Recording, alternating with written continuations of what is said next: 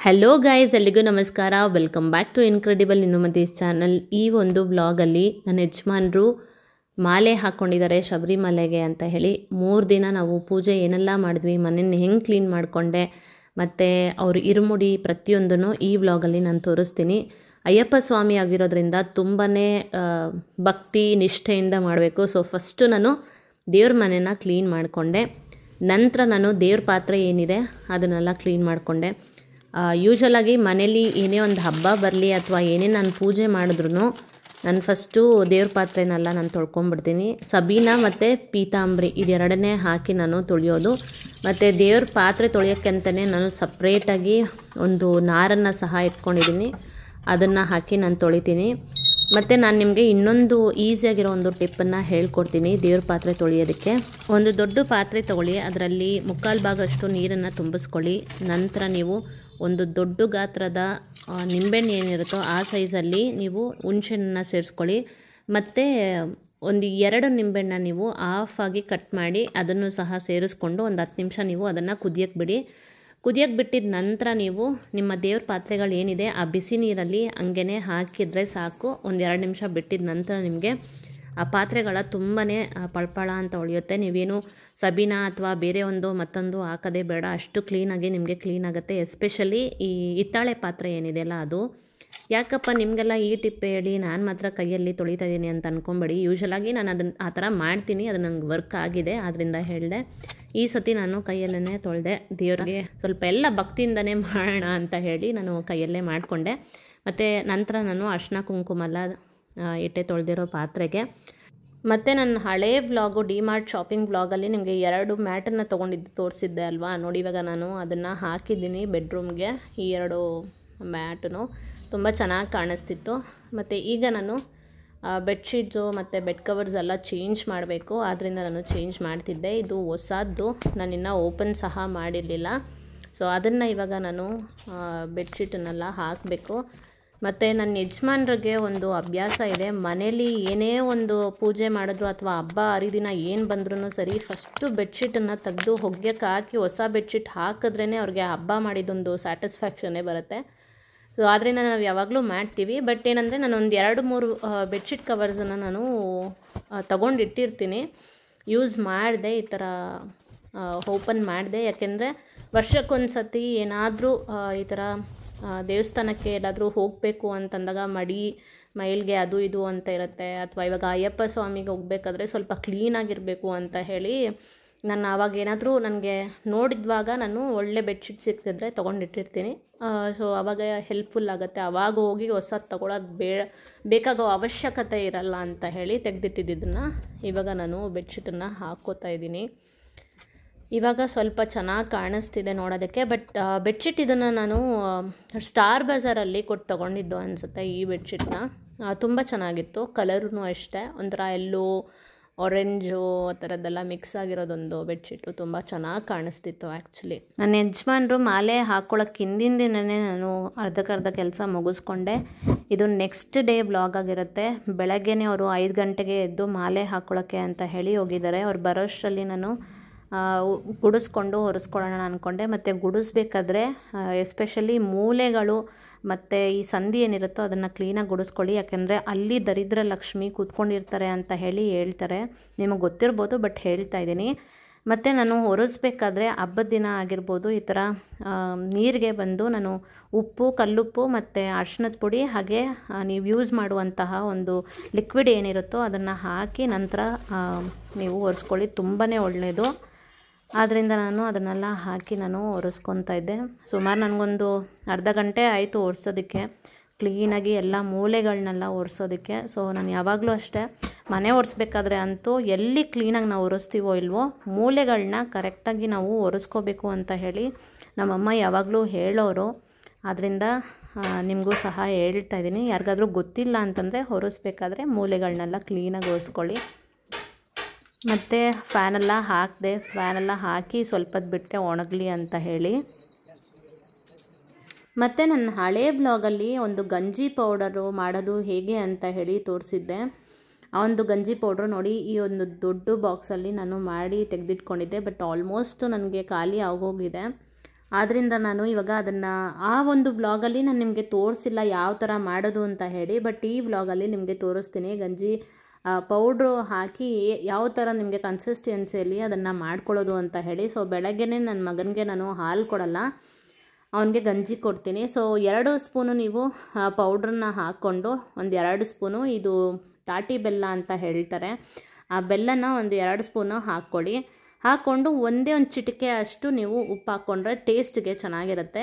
ಮತ್ತು ನೋಡಿ ಒಂದು ಗ್ಲಾಸ್ ಆಗೋಷ್ಟು ನೀರನ್ನು ಹಾಕ್ಕೊಂಡು ಫಸ್ಟೇ ನೀವು ಚೆನ್ನಾಗಿ ಒಂದು ಸ್ಪೂನಲ್ಲೋ ಅಥವಾ ಒಂದು ಏನು ಸೌಟಲ್ಲೋ ಅದನ್ನು ಚೆನ್ನಾಗಿ ನೀವು ಕಲಿಸ್ತಾ ಹೋಗಿ ಉಂಡೆಗಳೇನಿರುತ್ತೋ ಅದು ಕ್ಲೀನಾಗಿ ನಿಮಗೆ ಚೆನ್ನಾಗಿ ಮಿಕ್ಸ್ ಆಗುತ್ತೆ. ಸೊ ಈ ರೀತಿಯಲ್ಲಿ ನೀವು ಮಾಡ್ಕೊಳ್ಳಿ. ಕರೆಕ್ಟಾಗಿ ನಿಮಗೆ ಈ ಥರ ಕಲಸಿದ ನಂತರ ಇವಾಗ ನೀವು ಸ್ಟವನ್ನು ಆನ್ ಮಾಡಿ ಕೈ ಬಿಡದೆ ನೀವು ಇದನ್ನು ಕಲಿಸ್ತಾನೆ ಇರಬೇಕು. ನೀವೇನಾದರೂ ಒಂಚೂರು ಕಲಸೋದು ನಿಲ್ಲಿಸಿದ್ರೂ ನಿಮಗೆ ಉಂಡೆ ಕಟ್ಟೋಕ್ಕೆ ಶುರುವಾಗುತ್ತೆ. ಆದ್ದರಿಂದ ನೀವು ಕೈ ಆಡಿಸ್ತಾನೇ ಇರಿ. ಮತ್ತು ನೀವು 1 ಗ್ಲಾಸ್ ನೀರು ಏನು ಹಾಕಿದ್ದೀರಾ ಆ 1 ಗ್ಲಾಸ್ ನೀರು ಖಂಡಿತವಾಗ್ಲೂ ಸಾಲಲ್ಲ. ಇನ್ನೊಂದು ಗ್ಲಾಸು ನೀವು ನೀರನ್ನು ತೆಗೆದಿಟ್ಕೊಳ್ಳಿ ಸೈಡ್ಗೆ. ಯಾಕೆಂದರೆ ನಿಮಗೆ ಬಿಸಿ ಆಗ್ತಾ ಉಂಡೆ ಕಟ್ಟಕ್ಕೆ ಶುರು ಆಗುತ್ತೆ, ಆವಾಗ ನಿಮ್ಗೆ ಇನ್ನೂ ಬೇಕಾಗುತ್ತೆ. ನೋಡಿ ಇವಾಗ ಕಾಣಿಸ್ತಿದೆಯಾ ನಿಮಗೆ ಉಂಡೆ ಕಟ್ಟಕ್ಕೆ ಶುರು ಆಗ್ತಿದೆಯಲ್ವಾ, ಆದ್ದರಿಂದ ಒಂದು ಸ್ವಲ್ಪ ನೀರನ್ನು ಹಾಕಿ ತಿರ್ಗಾ ನೀವು ಕಲಿಸ್ತಾ ಹೋಗಬೇಕು. ನೀವು ಚೆನ್ನಾಗಿ ಕೈ ಆಡಿಸ್ತಾನೆ ಇದ್ದರೆ ನಿಮಗೆ ಆ ಉಂಡೆ ಏನು ಕಟ್ಟಿರುತ್ತೋ ಅದು ತಿರ್ಗಾ ನಿಮಗೆ ಕರಗಕ್ಕೆ ಶುರುವಾಗುತ್ತೆ. ಈ ರೀತಿಯಲ್ಲಿ ನೋಡಿ ಇವಾಗ ಕರೆಕ್ಟ್ ಕನ್ಸಿಸ್ಟೆನ್ಸಿಯಲ್ಲಿದೆ. ಈ ಥರ ನೀವು ಗಂಜಿ ಥರ ಮಾಡ್ಕೋಬೇಕು. ಮತ್ತು ಇನ್ನಷ್ಟು ನೀವು ಆ ನೀರನ್ನು ಹಾಕಿ ನೀವು ಲಾಸ್ಟಿಗೆ ನೀವು ಇಳಿಸ್ಕೊಂಡ್ರೆ ಸರಿ ಹೋಗುತ್ತೆ. ಯಾಕೆಂದರೆ ನೀವು ಆರ್ಲಿ ಅಂತ ಹೇಳಿ ನೀವು ಬಿಡ್ತೀರಲ್ಲ ಗಂಜಿನ, ಆವಾಗ ಇನ್ನಷ್ಟು ಗಟ್ಟಿ ಆಗ್ಬೋದು. ಆದ್ದರಿಂದ ಸ್ವಲ್ಪ ಎಷ್ಟಾಗುತ್ತೋ ಅಷ್ಟು ನೀರನ್ನು ನೀವು ಹಾಕಿ ತೆಗೆದಿಟ್ಕೊಳ್ಳಿ. ನಾನಿಲ್ಲಿ ಒಂದು ಪ್ಲೇಟನ್ನು ಹಾಕಿ ಮುಚ್ಚಿಟ್ಟಿದ್ದೀನಿ. ಮತ್ತು ಈಗ ನನ್ನ ಮಗನಿಗೆ ರೆಡಿ ಮಾಡಬೇಕು. ಸ್ನಾನ ಮಾಡಿಸಿದ್ದೆ ಅವನಿಗೆ. ಇವಾಗ ನಾನು ಅವನಿಗೆ ಮಾಯಿಶ್ಚರೈಸರ್ ಎಲ್ಲ ಹಾಕಿ ಅವನನ್ನು ರೆಡಿ ಮಾಡಿ ಬಟ್ಟೆ ಎಲ್ಲ ಹಾಕಬೇಕು. ನನ್ನ ಯಜಮಾನರು ಬಂದಿದ್ದಾರೆ ಆಲ್ರೆಡಿ. ನಾನು ಯೂಸ್ ಮಾಡೋ ಮಾಯಿಶ್ಚರೈಸರು ಮಾಮಾ ಅರ್ತ್ ಮಾಯಿಶ್ಚರೈಸರ್. ಅವನಿಗೆ ತುಂಬ ಚೆನ್ನಾಗಿದೆ ಇದು. ನಾನು ಫಸ್ಟು ಹಿಮಾಲಯ ಯೂಸ್ ಮಾಡ್ತಿದ್ದೆ ಅವನಿಗೆ, ಬಟ್ ಮಾಮಾ ಅರ್ತ್ ತುಂಬ ಚೆನ್ನಾಗಿದೆ. ಹಿಮಾಲಯಗಿಂತ ನನಗೆ ಮಾಮಾ ಅರ್ತು ಇಷ್ಟ ಆಯಿತು. ಯಾಕಂದರೆ ನೀವು ಹಾಕಿದ್ರೂ ಅಷ್ಟೇ ಎಷ್ಟೊತ್ತಾದರೂ ನಿಮಗೆ ಅದೇ ಒಂದು ಮಾಯಿಶ್ಚರೈಸರು ತುಂಬ ಚೆನ್ನಾಗಿದೆ ಅದು, ಎಸ್ಪೆಷಲಿ ವಿಂಟರ್ ಟೈಮಲ್ಲಿ. ಆದ್ದರಿಂದ ಇವಾಗ ಅವನಿಗೆ ಅದನ್ನು ಯೂಸ್ ಮಾಡೋಕ್ಕೆ ಶುರು ಮಾಡಿದ್ದೀನಿ. ಮತ್ತು ನನ್ನ ಮಗನ ಹತ್ರ ಒಂದು ಪ್ಲಸ್ ಪಾಯಿಂಟ್ ಏನು ಅಂತಂದರೆ ಸ್ನಾನ ಮಾಡೋದಕ್ಕೆ ಯಾವುದೇ ಕಾರಣಕ್ಕೂ ಅವನು ಅಳಲ್ಲ. ತುಂಬ ಎಂಜಾಯ್ ಮಾಡಿ ಸ್ನಾನ ಮಾಡ್ತಾನೆ. ಅವನೇ ಕರ್ಕೊಂಡು ಹೋಗ್ತಾನೆ ಬಾತ್ರೂಮ್ಗೆ, ಬಾ ಅಮ್ಮ ಸ್ನಾನ ಮಾಡೋಣ ಅಂತ ಹೇಳಿ. ಸೊ ಆದ್ದರಿಂದ ನನಗೆ ಅಷ್ಟೊಂದು ಅವನಿಗೆ ಕಷ್ಟ ಆಗಲ್ಲ. ಬಟ್ ಅವನಿಗೆ ಬಟ್ಟೆ ಹಾಕ್ಕೊಳ್ಳೋದಂದರೆ ಇಷ್ಟ ಆಗಲ್ಲ. ಬಟ್ಟೆ ತೆಗೆಯೋದು ಬಟ್ಟೆ ಹಾಕ್ಕೊಳ್ಳೋದು ಅವ್ನಿಗೆ ಇಷ್ಟ ಆಗಲ್ಲ. ಹೊಸ ಡ್ರೆಸ್ ತಂದಿದ್ವಿ ನೋಡಿ. ನನ್ನ ಯಜಮಾನ್ರು ಏನು ಮಾಡ್ತಾರೆ ಅಂದರೆ ಅವ್ನಿಗೆ ಯಾವಾಗ ಹೊಸ ಡ್ರೆಸ್ ತೊಗೊಂಡು ಬಂದ್ರೂ ಬಾಗಿಲ ಮೇಲೆ ಹಾಕಿ ಕೊಡ್ತಾರೆ. ಅದು ಯಾಕೆ ಅಂತ ನಂಗೆ ಇಲ್ಲಿವರೆಗೂ ಅರ್ಥ ಆಗಿಲ್ಲ. ಬಟ್ ಅವ್ರ ಮನೇಲಿ ಅವ್ರು ಫಾಲೋ ಮಾಡೋದ್ರಿಂದ ಹೊಸ ಬಟ್ಟೆ ಏನೇ ತಂದರೂ ಅವ್ರಿಗೂ ಅಷ್ಟೇ ತಂದರೆ ಈ ಥರ ಬಾಗಿಲ ಮೇಲೆ ಹಾಕಿ ನಂತರ ನಾವು ಅವರು ಹಾಕ್ಕೋತಾರೆ. ಸೊ ಆದ್ದರಿಂದ ನನ್ನ ಮಗನಿಗೂ ಕೊಟ್ಟರು. ಇವತ್ತು ಅವನಿಗೆ ಹೊಸ ಬಟ್ಟೆ ಹಾಕಿದ್ದೆ. ಫೈನಲ್ಲಾಗಿ ಅವನಿಗೂ ರೆಡಿ ಮಾಡಿ ಮುಗಿಸೋಷ್ಟರಲ್ಲಿ ನನಗೆ ಕರೆಕ್ಟಾಗಿ 1 ಅವರ್ ಹಿಡಿಸ್ತು. ಅವನಿಗೆ ಸ್ನಾನ ಮಾಡಿಸಿ ಅವನಿಗೆ ಊಟ ಮಾಡಿಸಿ ನಂತರ ಡ್ರೆಸ್ಸೆಲ್ಲ ಹಾಕಿ ಎಲ್ಲ ಆಯಿತು. ನನ್ನ ಯಜಮಾನರು ದೇವಸ್ಥಾನಕ್ಕೆ ಹೋಗಿ ಮಾಲೆ ಹಾಕ್ಕೊಂಡು ಬಂದಿದ್ದರು. ನನಗೂ ಸ್ವಲ್ಪ ಗ್ಯಾಪಲ್ಲಿ ಟೈಮ್ ಸಿಕ್ಕಿದಾಗ ನಾನು ಸ್ನಾನ ಮಾಡ್ಕೊಂಡು ರೆಡಿಯಾಗಿದ್ದೆ. ಇವಾಗ ನಾವು ಪೂಜೆನ ಶುರು ಮಾಡ್ತಾಯಿದ್ದೀವಿ.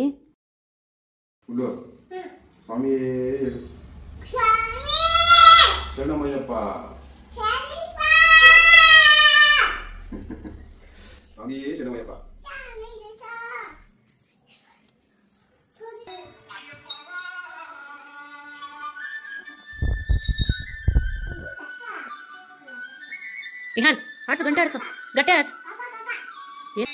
ಭಗವತಿಯೇ ದೇವನೇ ಭಗವಾನ್ ಶರಣು, ದೇವನೇ ಶರಣು,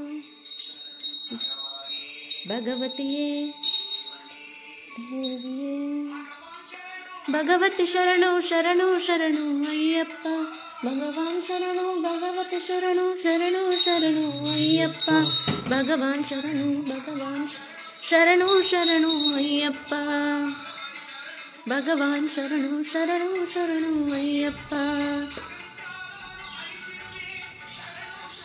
ಅಯ್ಯಪ್ಪ ಶರಣು ಶರಣು ಅಯ್ಯಪ್ಪ, ಹಲಿಸಿದೆ ಅಯ್ಯಪ್ಪ. ಗೋ ನಿಹಾಂತ್ ಶರಣು ಶರಣು ಅಯ್ಯಪ್ಪ ಭಗವಂತ ಶರಣು ಶರಣು.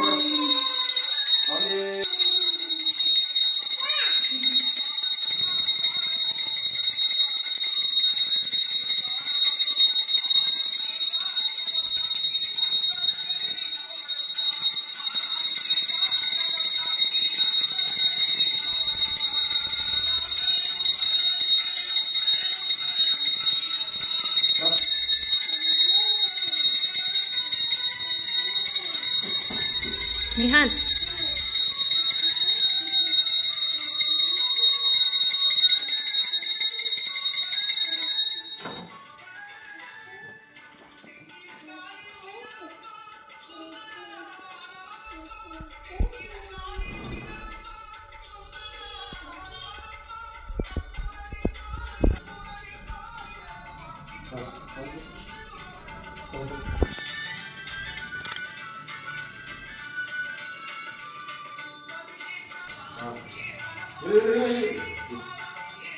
ಅಪ್ಪಕ್ಕೆ ಅಪ್ಪಗೆ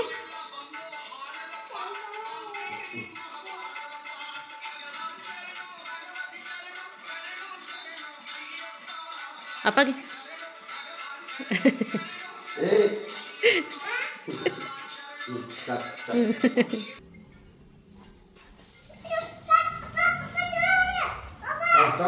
ಪಪ್ಪ ನೀವೆಲ್ಲ ತಗೊಂಡು ಹೇ ಹೇ ಅಪ್ಪಂಗೆಲ್ಲ ಮಾಡೋದು ದೇವ್ರಿಗೆ.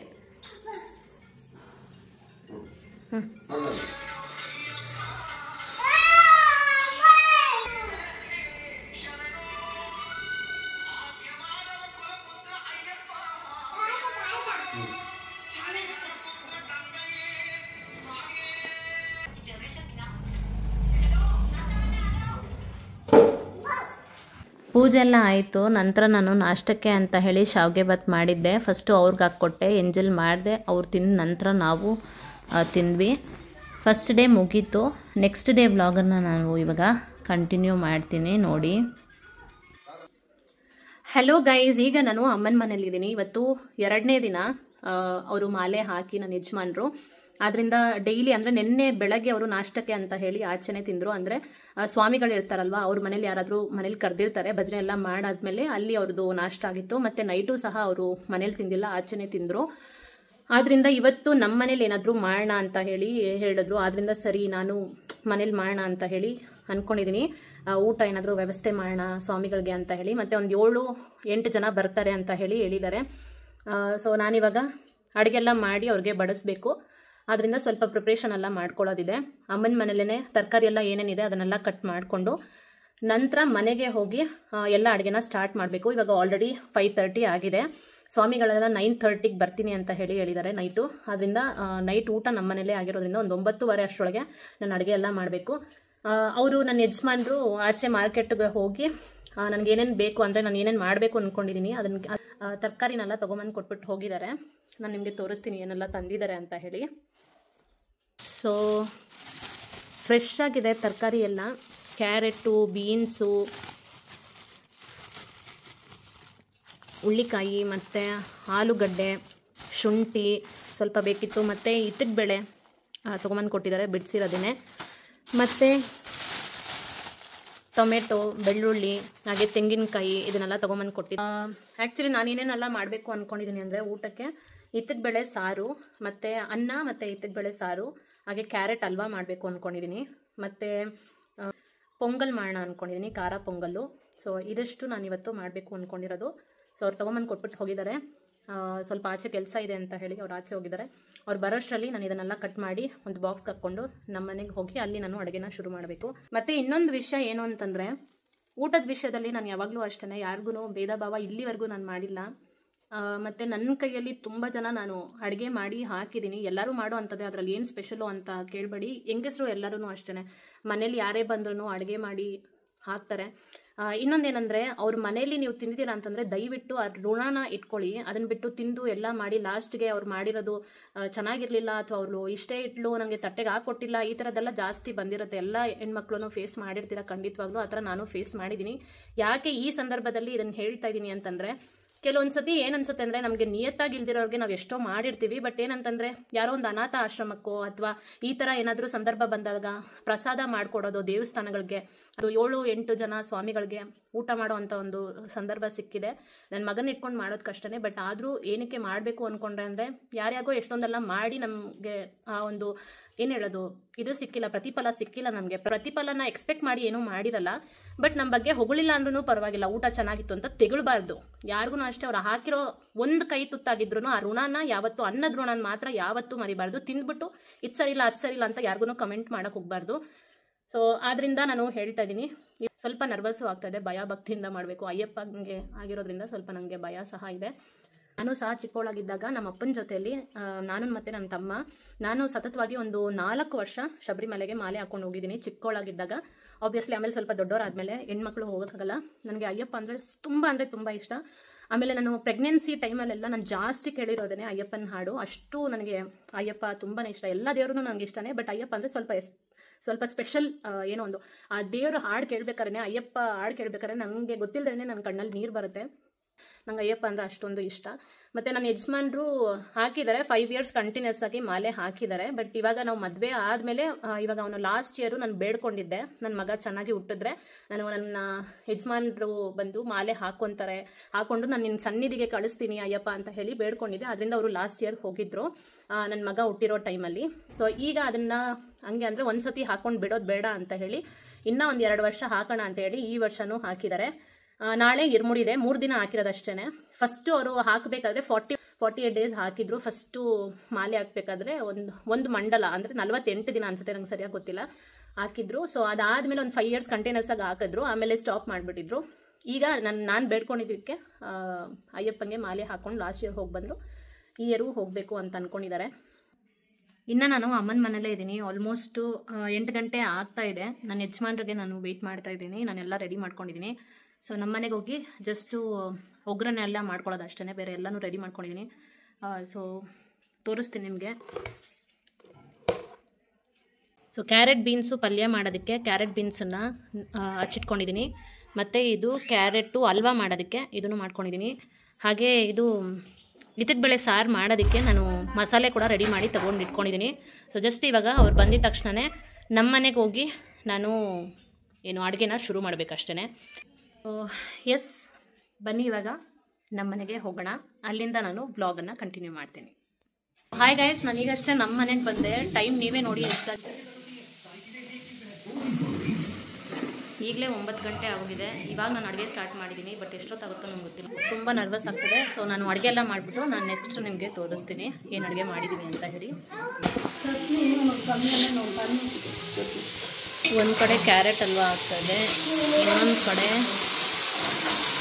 ಕ್ಯಾರೆಟ್ ಬೀನ್ಸು ಪಲ್ಯ ಮಾಡ್ತಾಯಿದ್ದಾರೆ.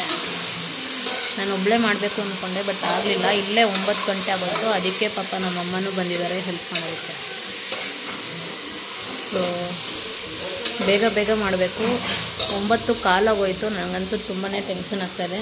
9:15 ಬರ್ತೀನಿ ಅಂತ ಹೇಳಿದ್ರು. ಬಟ್ ಆದಷ್ಟು ಬೇಗ ಮಾಡೋದಕ್ಕೆ ಟ್ರೈ ಮಾಡೋಣ. ಫೈನಲಿ ಅಡುಗೆ ಎಲ್ಲ ಮುಗೀತು. ಕ್ಯಾರೆಟ್ ಬೀನ್ಸ್ ಪಲ್ಯ ಮತ್ತು ಎತ್ತಿದ ಬೇಳೆ ಸಾರು ಮತ್ತು ಪೊಂಗಲ್ಗೆ ಚಟ್ನಿ, ಕ್ಯಾರೆಟ್ ಹಲ್ವಾ, ಇದು ಪೊಂಗಲ್ಲು ಮತ್ತು ಇದರಲ್ಲಿ ವೈಟ್ ರೈಸು ಎಲ್ಲ ರೆಡಿಯಾಗಿದೆ. ಅವ್ರು ಬರಬೇಕಷ್ಟೇ. ಸ್ವಾಮಿಗಳಿಗೆ ವೆಯ್ಟ್ ಮಾಡ್ತಾಯಿದ್ದೀನಿ. ಸೊ ಅವ್ರು ಬಂದಮೇಲೆ ಊಟ ಹಾಕ್ಬೇಕು. ಅಡುಗೆ ಮುಗೀತು. ಟೈಮ್ ಕರೆಕ್ಟಾಗಿ ಮುಗಿಸಿದ್ದೀನಿ. ಅರ್ಧ ಗಂಟೆಲಿ, ಅರ್ಧ ಅಲ್ಲ 1 ಅವರಲ್ಲಿ ಎಲ್ಲ ಮಾಡಿರೋದು. ಶರಣಮಯ್ಯಪ್ಪ, ಶರಣಮಯ್ಯಪ್ಪ, ಶರಣಮಯ್ಯಪ್ಪ, ಶರಣಮಯ್ಯಪ್ಪ, ಶರಣಮಯ್ಯಪ್ಪ, ಶರಣಮಯ್ಯಪ್ಪ, ಶರಣಮಯ್ಯಪ್ಪ, ಶರಣಮಯ್ಯಪ್ಪ, ಸ್ವಾಮಿಯೇ. ಫೈನಲಿ ಎಲ್ಲ ಸ್ವಾಮಿಗಳು ಇವಾಗ ಊಟ ಮಾಡಿ ಹೊರಟರು. ಟೈಮ್ ನೋಡಿದ್ರೆ ಇವಾಗ 11 ಗಂಟೆ ಆಗಿದೆ. ಬಟ್ ಏನಂತಂದರೆ ನಂಗೆ ತುಂಬ ಸ್ಯಾಟಿಸ್ಫ್ಯಾಕ್ಷನ್ ಆಯಿತು. ಯಾಕೆಂದರೆ ಎಲ್ಲರೂ ಅಷ್ಟೇ ಒಂಚೂರು ಎಲ್ಲೆಲ್ಲಿ ಸ್ವಲ್ಪನೂ ಬಿಡದೆ ಎಲ್ಲರೂ ತೃಪ್ತಿಯಾಗಿ ತಿಂದರು. ಮತ್ತು ಮಾಡಿರೋ ಅಡುಗೆ ಅನ್ನ ಒಂದು ಬಿಟ್ಟರೆ ಸ್ವಲ್ಪ ಚಟ್ನಿ ಮಾತ್ರ ಮಿಕ್ತು ಅಷ್ಟೇ, ಬೇರೆ ಎಲ್ಲನೂ ಖಾಲಿ ಆಯಿತು. ನಂಗೆ ತುಂಬಾ ಖುಷಿ ಆಯಿತು. ಸೊ ನಾಳೆ ಇರುಮುಡಿಗಿದೆ. ಇರುಮುಡಿ ಬ್ಲಾಗು ನಾನು ಕಂಟಿನ್ಯೂ ಮಾಡ್ತೀನಿ ಇದೇ ಬ್ಲಾಗ್ ಜೊತೆ ನಾಳೆ. ಆ್ಯಂಡ್ ಈಗ ನಾನು ತಿನ್ನೋಕ್ಕೆ ಕೂತ್ಕೊಂಡೆ. ನಾನೇ ಇನ್ನೂ ಏನು ಟೇಸ್ಟ್ ಮಾಡಿಲ್ಲ ಹೆಂಗಿದೆ ಅಂತ ಹೇಳಿ. ನಾನು ಡಯಟಲ್ಲಿ ಇರೋದ್ರಿಂದ ಜಾಸ್ತಿ ಏನೂ ಹಾಕ್ಕೊಂಡಿಲ್ಲ. ಕ್ಯಾರೆಟ್ ಹಲ್ವಾ ನೋಡಿದ ತಕ್ಷಣವೇ ಸ್ವಲ್ಪ ಟೆಂಪ್ಟ್ ಆಯಿತು ನನಗೆ. ಸೊ ಆದ್ದರಿಂದ ಕ್ಯಾರೆಟ್ ಹಲ್ವಾ ಮಾತ್ರ ಸ್ವಲ್ಪ ಹಾಕ್ಕೊಂಡಿದ್ದೀನಿ. ಮತ್ತು ಪೊಂಗಲ್ ಇಷ್ಟೇ ಮಿಕ್ಕಿದ್ದು, ಇನ್ನೆಲ್ಲ ಖಾಲಿ ಆಗೋಯಿತು. ನಂಗೆ ತುಂಬ ಖುಷಿ ಆಯಿತು. ಸ್ವಲ್ಪ ಚಟ್ನಿ ಹಾಕ್ಕೊಂಡಿದ್ದೀನಿ ಮತ್ತು ಕ್ಯಾರೆಟ್ ಬೀನ್ಸು ಪಲ್ಯ ಹಾಕ್ಕೊಂಡೆ. ಅಷ್ಟೇ ಇವತ್ತಿನ ಬ್ಲಾಗು. ನಾಳೆ ಬ್ಲಾಗನ್ನು ನಾನು ಕಂಟಿನ್ಯೂ ಮಾಡ್ತೀನಿ ಇದೇ. ಸೊ ನಾಳೆ ಇರುಮುಡಿ ಹೇಗಾಯಿತು ಅನ್ನೋದನ್ನು ನಾನು ನಾಳೆ ತೋರಿಸ್ತೀನಿ. ಇವತ್ತು ಇರುಮುಡಿ ಇರೋದ್ರಿಂದ ಬೆಳಗ್ಗೆನೇ ಎದ್ದು ನಾನು ಮನೆ ಗುಡಿಸ್ಕೊಂಡು ಒರೆಸ್ಕೊಂಡೆ. ನಂತರ ನನ್ನ ಯಜಮಾನರು ಪೂಜೆ ಮಾಡಿದ್ರು. ಈಗ ಸ್ವಾಮಿಗಳೆಲ್ಲ ಬಂದಿದ್ದಾರೆ, ಅವ್ರಿಗೆ ಪಾದ ಪೂಜೆ ಮಾಡಬೇಕು. ಅದರೊಂದು ಸಿದ್ಧತೆ ಎಲ್ಲ ಮಾಡ್ಕೋತಾ ಇದ್ವಿ. ಸ್ವಾಮಿಗಳಿಗೆ ಪಾದ ಪೂಜೆ ಮಾಡೋದಕ್ಕಿಂತ ಮುಂಚೆ ನನ್ನ ಯಜಮಾನರು ಅವ್ರ ಅಪ್ಪನಿಗೆ ಪಾದ ಪೂಜೆ ಮಾಡ್ತಿದ್ದಾರೆ. ಅವ್ರಿಗೆ ಮಾಡಿದ ನಂತರ ಸ್ವಾಮಿಗೆಲ್ಲ ಪಾದ ಪೂಜೆ ನಾನು ನನ್ನ ಯಜಮಾನರು ಇಬ್ಬರೂ ಮಾಡಿದ್ವಿ.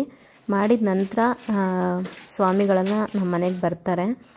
ನಾವು ಮನೆಯಲ್ಲಿ ಬಂದವ್ರಿಗೆ ಸ್ವಾಮಿಗಳಿಗೆ ಹಾಲು ಮತ್ತು ಬಾಳೆನೆಲ್ಲ ಕೊಟ್ಟು ಒಂದು 5 ನಿಮಿಷ ಕೂತ್ಕೋತಾರೆ. ನಂತರ ಮನೆಯಲ್ಲಿಂದ ಪೂಜೆ ಮಾಡಿ ಸ್ವಾಮಿಗಳನ್ನ ಕರ್ಕೊಂಡು ಹೋಗ್ತಾರೆ. ಅಂದರೆ ನನ್ನ ಯಜಮಾನರನ್ನು ಕರ್ಕೊಂಡು ಎಲ್ಲರೂ ಒಟ್ಟಿಗೆ ದೇವಸ್ಥಾನಕ್ಕೆ ಹೋಗಿ ಅಲ್ಲಿ ಇರುಮುಡಿನ ಮಾಡ್ತಾರೆ.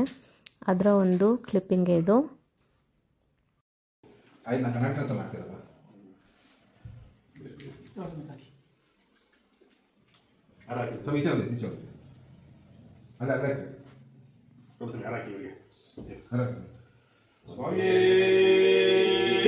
ಶರಣಮಯ್ಯಪ್ಪ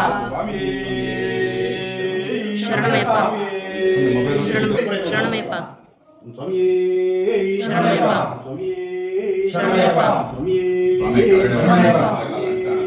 ಶರಣಮಯ್ಯಪ್ಪ ಶರಣಮಯ್ಯಪ್ಪ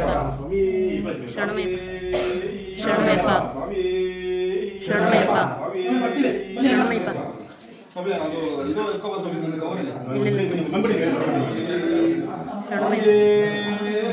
ಶರಣಮಯ್ಯಪ್ಪ ಶರಣಮಯ್ಯಪ್ಪ ಶರಣಮಯ್ಯಪ್ಪ ತಗೊಂಡೆ ಸಿ ಬಾಯ್ ಟು ಪಪ್ಪ, ಸಿ ಬಾಯ್.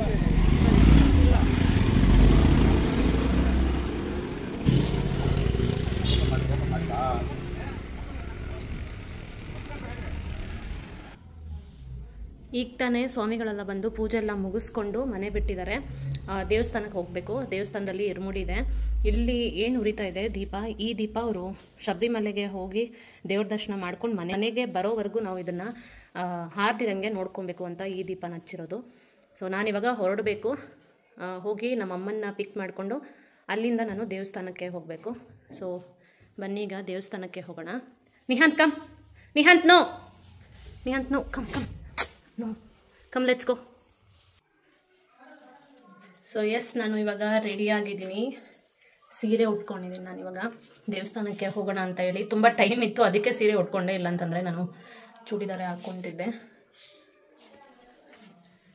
ಒಂಥರ ಬ್ಲೂ ಮತ್ತು ಬ್ಲ್ಯಾಕ್ ಕಲರ್ ಕಾಂಬಿನೇಷನಲ್ಲಿರೋ ಈ ಸ್ಯಾರಿದು ನಂಗೆ ತುಂಬಾ ಇಷ್ಟ. ಈ ಸ್ಯಾರಿ ಚೆನ್ನಾಗಿ ಕಾಣಿಸ್ತಿದೆಯಾ ಅಂತ ಹೇಳಿ ಕಮೆಂಟ್ ಸೆಕ್ಷನಲ್ಲಿ ತಿಳಿಸಿ. ಸೊ ಎಸ್, ವಾಲೆ ಇದು ನಾನು ಭವಾನಿ ಕಂಗನಲ್ಲಿ, ಅಂದರೆ 4th ಬ್ಲಾಕ್ ಭವಾನಿ ಕಂಗನಲ್ಲಿ ತೊಗೊಂಡಿದ್ದು.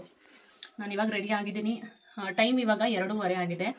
ನನ್ನ ಯಜಮಾನರು ಮತ್ತು ಸ್ವಾಮಿಗಳೆಲ್ಲ ಇನ್ನು ದೇವಸ್ಥಾನ ಹತ್ರ ಹೋಗಿಲ್ಲ. ಯಾಕೆಂದರೆ ನೀವೇ ನೋಡಿರ್ಬೋದು ವಿಡಿಯೋ ಅಲ್ಲಿ ನಮ್ಮ ಮನೆಗೆ ಯಾವ ಥರ ಬಂದು ಸ್ವಾಮಿಗಳು ಪೂಜೆ ಮಾಡಿ ನಂತರ ಮನೇಲಿ ಕೂತ್ಕೊಂಡು ಹಾಲು ಮತ್ತು ಹಣ್ಣೆಲ್ಲ ಕೊಡ್ತಾರೆ. ಪ್ರತಿಯೊಬ್ಬರು ಮನೆಗೂ ಹೋಗಿ ಹಾಲು ಹಣ್ಣು ಎಲ್ಲ ತೊಗೊಂಡು ಒಂದು 5 ನಿಮಿಷ ಅಲ್ಲಿ ಕೂತಿದ್ದು ಪೂಜೆ ಮಾಡಿ ಪ್ರತಿಯೊಂದು ಸ್ವಾಮಿಗಳನ್ನು ಮನೆಯಿಂದ ಕರ್ಕೊಂಡು ಬರ್ತಾರೆ. ಎಲ್ಲ ಒಟ್ಟಿಗೆ ದೇವಸ್ಥಾನಕ್ಕೆ ಬರ್ತಾರೆ. ಆ ಥರ ಮಾಡೋದ್ರಿಂದ ಸ್ವಲ್ಪ ಲೇಟ್ ಆಗುತ್ತೆ. ಸೊ ಇನ್ನು 2:30 ಆಗಿದೆ. ಎಷ್ಟೊತ್ತಾಗುತ್ತೆ ಗೊತ್ತಿಲ್ಲ. ಅವ್ರು ಫೋನ್ ಮಾಡಿ ಹೇಳ್ತೀನಿ ಅಂತ ಹೇಳಿದ್ದಾರೆ. ದೇವಸ್ಥಾನ ಹತ್ರ ಅವ್ರು ತಲುಪಿದ ಮೇಲೆ ನಂಗೆ ಫೋನ್ ಮಾಡಿ ತಿಳಿಸ್ತೀನಿ ಅಂತ. ಸೊ ಅವ್ರು ಫೋನ್ ಮಾಡಿದ್ಮೇಲೆ ನಾನು ದೇವಸ್ಥಾನಕ್ಕೆ ಹೊರಡ್ತೀನಿ. ಕೆಲವ್ರು ಕೇಳ್ಬೋದು, ಏನು ದೇವಸ್ಥಾನಕ್ಕೆ ಹೋಗ್ತಾ ಇದ್ದೀರಾ, ಬಟ್ ಕೂದಲೆಲ್ಲ ಈ ಥರ ಬಿಟ್ಕೊಂಡಿದ್ದೀರಾ, ಕೂದಲು ಬಿಟ್ಕೊಳ್ಬಾರ್ದು ಅಂತ ಹೇಳಿ ಕೆಲವರು ಅನ್ಕೋಬೋದು, ಕೇಳ್ಬೋದು. ಬಟ್ ನಂಗೆ ಗೊತ್ತಿದೆ ದೇವಸ್ಥಾನಕ್ಕೆ ಹೋದರೆ ಕೂದಲು ಬಿಡಬಾರ್ದು ಅಂತ ಹೇಳಿ. ಆ್ಯಂಡ್ ಇದು ಅಯ್ಯಪ್ಪ ಆಗಿರೋದ್ರಿಂದ ಆಬ್ವಿಯಸ್ಲಿ ನಾನು ಖಂಡಿತವಾಗ್ಲೂ ಕೂದಲು ಬಿಟ್ಕೊಂಡು ದೇವಸ್ಥಾನಕ್ಕೆ ಹೋಗಲ್ಲ. ನಾನು ದೇವಸ್ಥಾನ ಹತ್ರ ಹೋಗ್ತಾ ಇದ್ದಂಗೆ ಒಂದು ಪೋನಿಟೈಲ್ ಹಾಕ್ಕೊತೀನಿ. ಸೊ ದೇವಸ್ಥಾನಕ್ಕೆ ಹೋಗ್ಬಿಟ್ಟು ನನ್ನ ಬ್ಲಾಗನ್ನು ಕಂಟಿನ್ಯೂ ಮಾಡ್ತೀನಿ. ಬಾಯ್.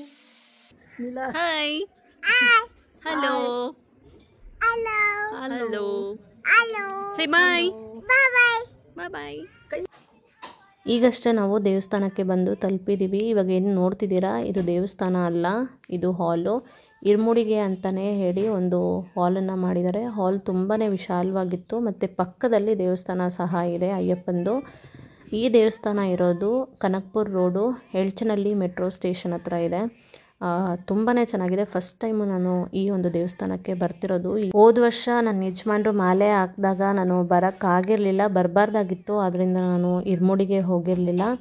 ಇದೇ ದೇವಸ್ಥಾನದಲ್ಲೇ ಲಾಸ್ಟ್ ಇಯರ್ ಸಹ ಇರ್ಮುಡಿ ಆಗಿದ್ದು. ಒಂದು 7 ರಿಂದ 8 ಸ್ವಾಮಿಗಳಿದ್ರು. ಅವ್ರದ್ದು ಇರ್ಮುಡಿ ಎಲ್ಲ ಆದಮೇಲೆ ನಮ್ಮ ಸ್ವಾಮಿಗಳದ್ದು ಅಂದರೆ ನನ್ನ ಯಜಮಾನ್ರದ್ದು ಇರ್ಮುಡಿ ಆಯಿತು.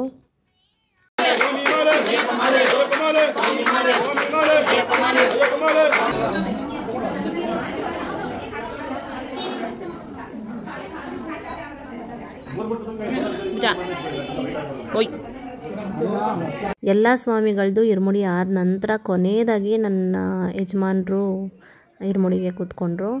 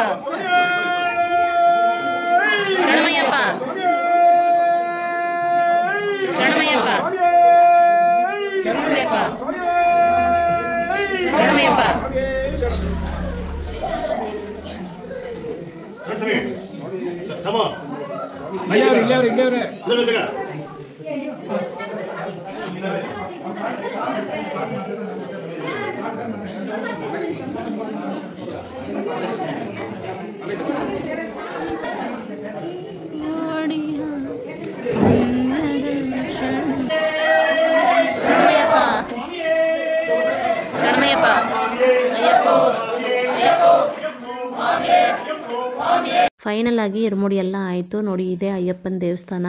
ಇರ್ಮುಡಿ ಮುಗಿಯೋಷ್ಟರಲ್ಲೇ 5 ಗಂಟೆ ಆಗಿತ್ತು. ಸ್ಟಾರ್ಟ್ ಮಾಡಿದ್ದೆ 3 ಗಂಟೆ. ಮತ್ತು ದೇವಸ್ಥಾನ ಸಹ ಮುಚ್ಚಿತ್ತು. 5 ಗಂಟೆಗೆ ಓಪನ್ ಆಗುತ್ತೆ ದೇವಸ್ಥಾನ. ದೇವಸ್ಥಾನ ಪಕ್ಕದಲ್ಲೇ ನೋಡಿ ಅನ್ನ ಸೇವೆ ಮತ್ತು ಅನ್ನದಾನಕ್ಕೆ ಅಂತ ಹೇಳಿ ಸ್ವಲ್ಪ ಜಾಗ ಸಹ ಕೊಟ್ಟಿದ್ದಾರೆ. ಮತ್ತು ಅನ್ನದಾನಕ್ಕೆ ಇವತ್ತು ಉಸ್ಲಿ ಮತ್ತು ಪಲಾವು ಹಾಗೆ ಸಿಹಿ ಪೊಂಗಲು ಮತ್ತು ಪುಳಿಯೋಗರೆ ಇದನ್ನೆಲ್ಲ ಮಾಡಿಸಿದ್ರು. ನನ್ನ ಮಗನಿಗೆ ಸಹ ಒಂದು ಚಿಕ್ಕ ಎಲೆನ ಹಾಕಿ ಅವನಿಗೂ ಸಹ ಬಡಿಸಿದ್ರು. ನನ್ನ ಮಗ ನನ್ನ ಕೈಯಲ್ಲಿ ಸಹ ತಿನ್ನೋಕ್ಕೆ ರೆಡಿ ಇರಲಿಲ್ಲ. ನಾನು ತಿನ್ನಿಸ್ತೀನಿ ಅಂದ್ರೂ ಅವನೇ ತಿನ್ನಬೇಕು ಅಂತ ಹೇಳಿ ಹಠ ಮಾಡಿ ಅವನೇ ತಿಂತಾಯಿದ್ದ. ಮತ್ತು ಅವ್ರ ಅಪ್ಪನ ಹತ್ರ ಹೇಳ್ತಿದ್ದ, ಅಪ್ಪ ಪ್ರಸಾದ ಸೂಪರ್ ಅಂತ. ಮತ್ತು ನಾವು ತಿನ್ಬಿಟ್ಟು ಕೆಳಗಡೆ ಇಳಿಯೋಷ್ಟರಲ್ಲಿ ಒಂದು 6:30 ಆಗಿತ್ತು. ಈಗ ಸ್ವಾಮಿಗಳೆಲ್ಲ ಇರ್ಮುಡಿ ತಗೊಂಡು ನಿಂತಿದ್ದಾರೆ ಹೊರಡೋಕ್ಕೆ ಅಂತ ಹೇಳಿ. ಫಸ್ಟು ಟಿ ಬುಕ್ ಮಾಡಿದ್ರು. ಆ್ಯಕ್ಚುಲಿ ಟಿಗೆ ಪೂಜೆ ಎಲ್ಲ ಮಾಡಿ ದೇವ್ರಿಗೆ ಒಂದು ಸತಿ ಮುಗಿದ್ಬಿಟ್ಟು ಅಲ್ಲೊಂದು ತೆಂಗಿನಕಾಯಿನ ಹೊಡೆದು ನಂತರ ಅವರು ಹೊರಡ್ತಾರೆ. ಶರಣಮಯ್ಯಪ್ಪ ಶರಣಮಯ್ಯಪ್ಪ ಶರಣಮಯ್ಯಪ್ಪ ಶರಣಮಯ್ಯಪ್ಪ ಶರಣಮಯ್ಯಪ್ಪ ಶರಣಮಯ್ಯಪ್ಪ ಶರಣಮಯ್ಯಪ್ಪ ಶರಣಮಯ್ಯಪ್ಪ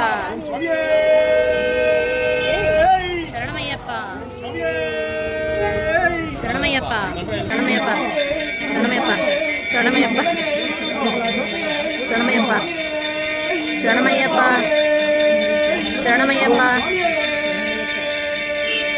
ಶರಣಮಯ್ಯಪ್ಪ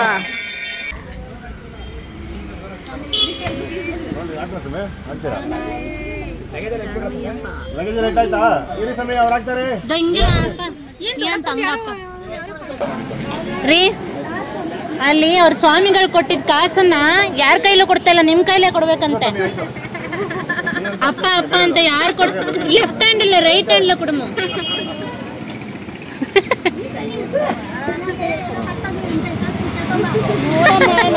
ನೋಡ್ದ ಅವನ್ನ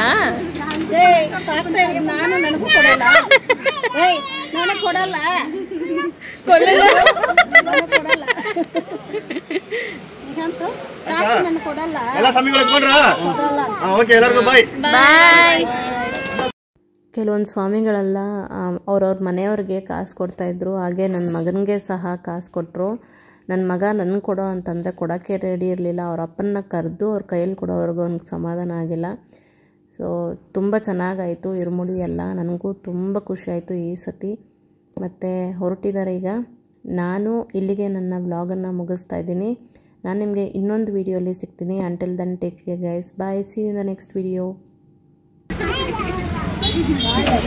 ಬಾಯ್ bye bye bye bye bye ಬಾಯ್.